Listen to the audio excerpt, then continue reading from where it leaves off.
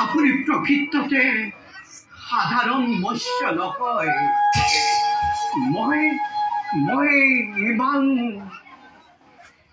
ইমান বৃহৎ কায়াৰ মাছ আজি পৰ্যন্ত দেখা নাই।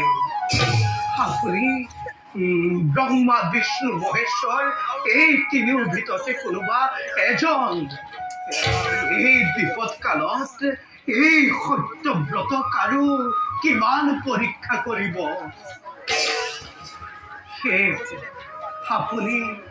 আপুনি সত্য পৰিচয় দিয়ক। যদি আপুনি কোনোবা ৰাক্ষস বা অসুৰ মোক ভোজন কৰক, আপুনি সত্য পৰিচয় দিয়ক।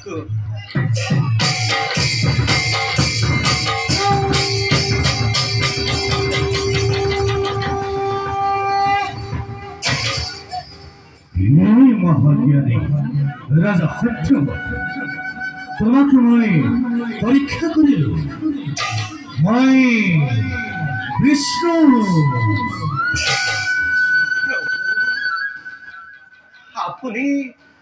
আপুনি এনে মৎস্য ৰূপ ধৰিব লগা কিয় হল প্ৰভু? শুনা ৰাজা সত্যবত, আজি কাল রাত্রে, আজি শেষ রাতিতে মহাপ্রলয় আরম্ভ হব।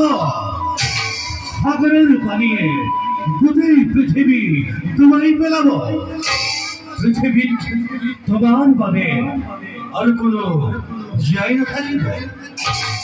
হরতত্বকে লক্ষ্মীয়ে সাধন কৰি মোৰ সৃষ্টি নষ্ট কৰিব বিচাৰিছে। ইতিমধ্যে চাৰিবেদ হৰণ কৰি দিছে। মহাপ্ৰলয়ৰ সময়তে সি পানীটি ডুব মাৰি থাকিব। তাক তাৰ একেই আকৃতিৰ প্ৰাণীয়েহে সত্য কৰিব পাৰিব। সেই সময়ত তাক তাৰ ৰূপ ধাৰণ কৰি নিধন কৰিম আৰু পুনৰ মৎস্য ৰূপ ধাৰণ কৰি চাৰি বেজে উদ্ধাৰ কৰিম। আমি মহাপ্ৰলয়ৰ পৰা কেনেদৰে ৰক্ষা পাম? শুনা ৰাজা সত্যবত, মহাপ্ৰলয় আৰম্ভ হোৱাৰ আগে আগে তোমাৰ কাষলৈ এখন ডাঙৰ নৌকা পঠাই দিম। তাতে তোমালোকে সকলো তৰু তৃণ পক্ষু পক্ষী যি পোৱা পিছৰ কল্পত সৃজন কৰিবৰ কাৰণে নৌকাত তুলি ল'বা। এই মহাপ্ৰলয় মাত্ৰ 7 দিন 7 ৰাতি আমি সত্যক বধ কৰি তোমালোকৰ ওচৰলৈ আহিম।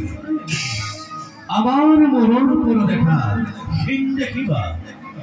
তেতিয়াই তোমালোকৰ নৌকা বাসুকীয়ে মেৰাই ধৰিব।